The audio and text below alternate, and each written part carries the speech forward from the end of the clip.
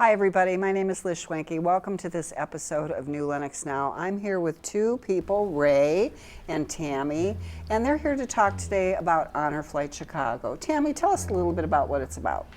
Well, it's really about letting the veterans know how appreciated they are and taking them to Washington, D.C. for a day to see the memorials, as well as they have a band when you get there and everything, because they were very underappreciated. Even now, people don't know. And thousands of people come out for this. So we take them there for a day and really show them what they mean, their patriotism and what their sacrifices meant to us. Ray, what war were you in? I was after, let's see, that was in the late 50s. I wasn't actually in a war. I was occupation in Germany. Okay. You know, watching that everything was so-so. There you go. And there are times when there was a little ruckus, the cops settled it.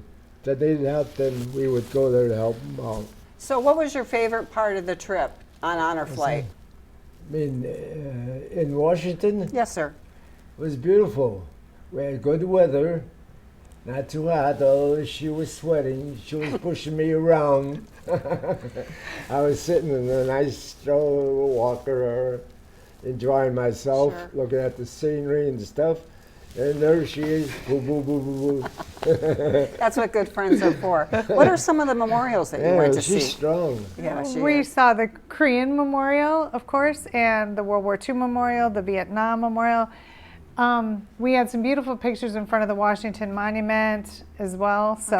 So Tammy, if a veteran wants to take this trip, how do they go about doing it? Is there an application? There's an application online. If you go on the Honor Flight site and Honor Flight Chicago, this was Honor Flight Chicago, so if you live locally, Honor Flight Chicago, they are taking Vietnam veterans as well now. So our good friend Skip Manger can also apply for that. Good. I see you brought some pictures from that day. What would you like to share about the pictures that you took?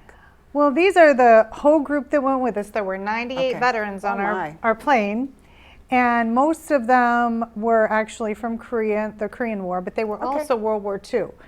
And so that was the group together right after the national anthem was performed. It was beautiful. And this is him in front of one of the memorials. This is the Vietnam Memorial.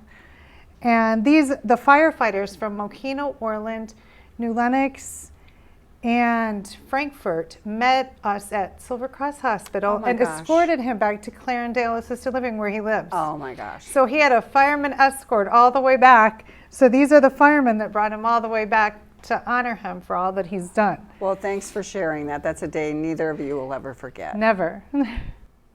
So I've heard it's really like a full day. Can you tell me how the day goes? Well, we both woke up at 2 a.m. We had to be at the airport at 4 a.m. Oh my gosh.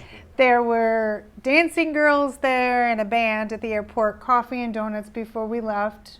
Then they flew us there. There was another huge band when we got to Washington, D.C., and more dancing people. Then they took us to all the memorials, so that was a full day of memorials. And there's a museum there, too, that they took us where the Enola Gay and everything was. And then after that, they gave us dinner, and we got back on the plane, more bands, and they brought us back.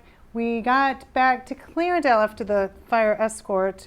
He got tucked into bed about a little after midnight. Oh my gosh. So, I bet you both slept well that night. He had been up almost 24 hours. He had the biggest smile on his face, though. Well, good. Good. I'm so glad you went.